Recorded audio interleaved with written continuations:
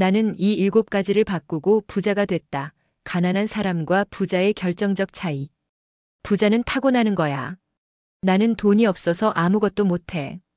부자가 될 방법이 있으면 다 부자가 됐겠지. 많은 사람들이 이렇게 생각합니다. 하지만 현실을 보면 처음부터 부자였던 사람보다 가난에서 벗어나 부자가 된 사람이 더 많습니다. 그들이 어떻게 부자가 됐을까요? 답은 간단합니다. 가난한 사람과 부자가 된 사람의 차이는 생각과 행동에서 시작됩니다. 같은 상황에서도 다르게 판단하고 다르게 행동합니다. 가난한 사고방식을 유지하면 평생 가난할 가능성이 큽니다. 하지만 부자의 사고방식으로 바꾸면 시간이 지나면서 자산이 쌓이게 됩니다.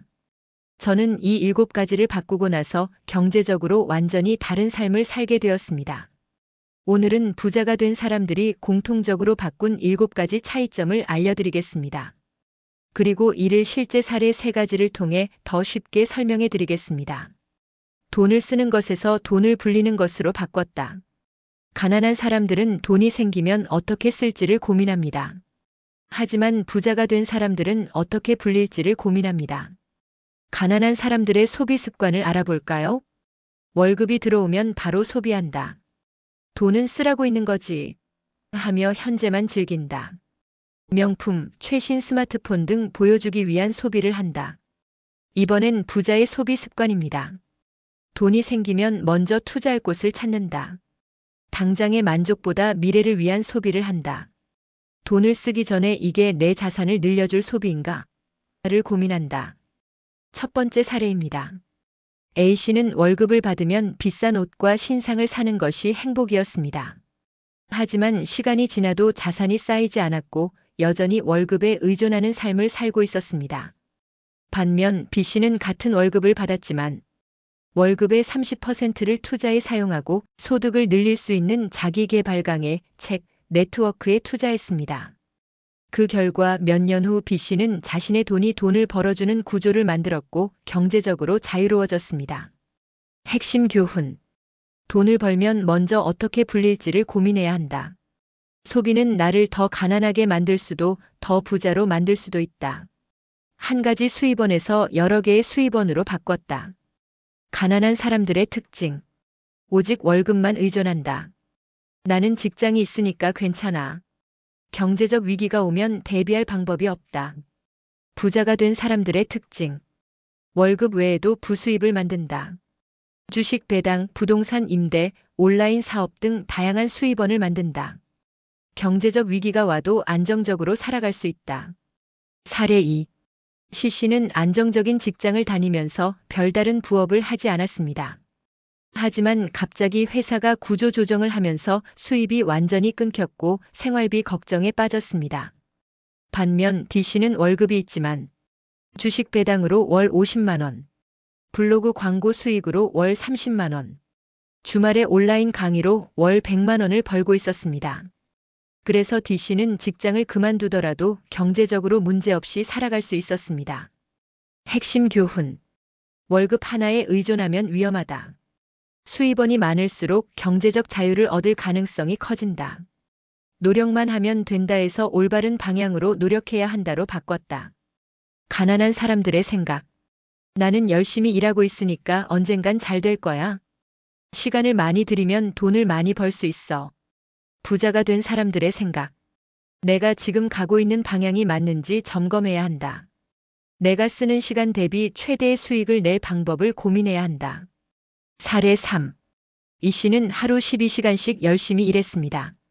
하지만 아무리 열심히 해도 급여가 크게 오르지 않았고 몇 년이 지나도 경제적으로 나아지지 않았습니다.